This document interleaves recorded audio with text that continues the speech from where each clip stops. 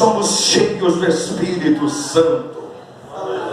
Logo, os romanos foram inflamados pelo poder de Deus, retornaram à sua terra. Então, não foi Pedro que foi o pai ou fundador da igreja de Roma. A igreja de Roma não é a Basílica de São Pedro. A igreja de Roma foi fundada em Atos dos Apóstolos por prosélitos romanos anônimos, ou seja, para ser e exercer o ministério profícuo, longínquo e fundamentar uma igreja, não precisa ter nome, não precisa ter credencial, não precisa ser amigo do pastor presidente, não precisa estar no circuito de amizade dele, não precisa estar inserido no contra-cheque da folha de pagamento de uma grande igreja, mas precisa o quê? Precisa ser cheio do Espírito Santo. Deixe-me perguntar, quantos querem ser cheios ou querem ser transportantes da presença do Espírito Santo? Em nome de Jesus Cristo,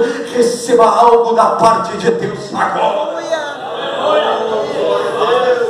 Deus levanta os anônimos para fundamentar a igreja de Roma. O apóstolo Paulo, anos a seguir, se converte e envia a carta aos romanos, desejando encontrar estes irmãos, desejando ir a Roma, se alegrar com estes irmãos. E o que me chama a atenção quando Paulo escreve a sua carta é que ele faz uma gratidão a Deus em as entrelinhas da carta, dando graças a Deus, sim, a Jesus Cristo nosso Senhor, porque em todo o mundo foi anunciada a fé, e os romanos agora estavam exercendo o cumprimento deste evangelho, pregando nas províncias de Roma. As conversões de almas eram diariamente, e Paulo dizia: eu desejo ir ter convosco para me alegrar na presença de Deus, porque os boatos da vossa fé é muito especial. E assim, então o apóstolo Paulo diz assim para eles: irmãos, porque eu não me envergonho do evangelho do Senhor Jesus Cristo. Alguém vai dizer: Paulo, o porquê você não se envergonha do evangelho? Paulo vai dizendo: porque o evangelho de Deus, ele é salvação para todo aquele que crê. Mas esta salvação não é uma salvação didática, simplesmente teórica. A salvação é pelo poder de Deus. É o poder de Deus que gera a salvação.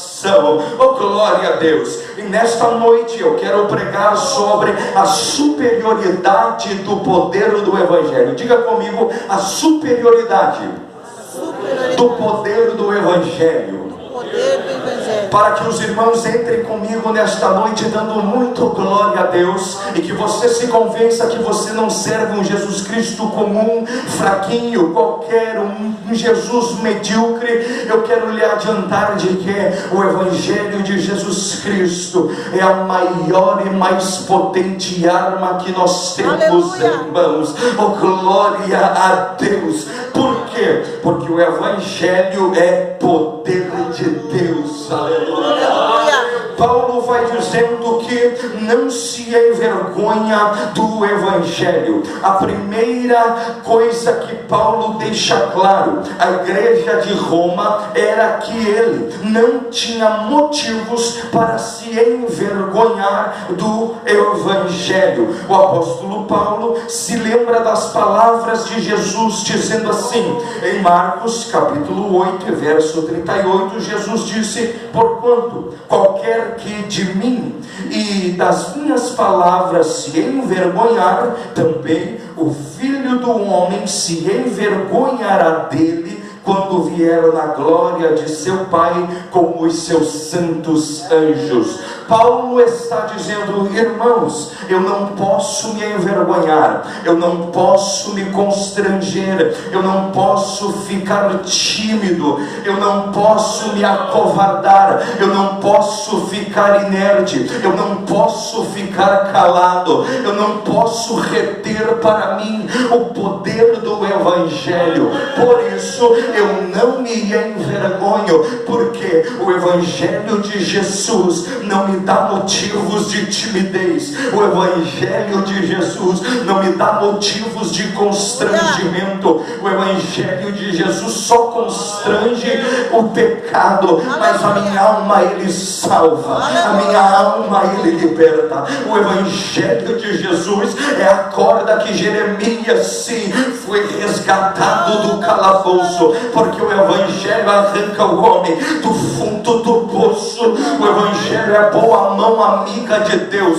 que levanta-se sim, levanta o caído e coloca-o sobre uma rocha firme. Por isso nós não podemos nos envergonhar do Evangelho de Jesus. Você pode ser humilde, você pode